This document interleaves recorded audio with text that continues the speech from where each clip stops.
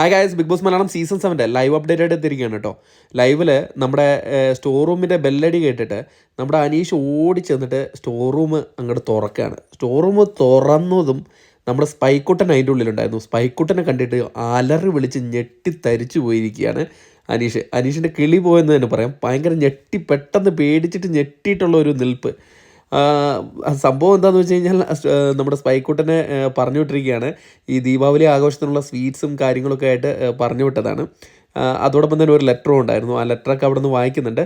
അപ്പോൾ ഇന്ന് എല്ലാവർക്കും കുശാലാണ്. കാരണം എല്ലാ വീട്ടുകളിൽ നിന്ന് ദീപാവലി ആഘോഷത്തിന് വേണ്ടിയിട്ട് സ്വീറ്റ്സും കാര്യങ്ങളൊക്കെ കൊടുത്തു വിട്ടിട്ടുണ്ട്. അതോടൊപ്പം തന്നെ ഇന്ന് അവർക്ക് റേഷനും ഡബിളായിട്ടാണ് ഇന്ന് റേഷൻ കിട്ടിയിരിക്കുന്നത്.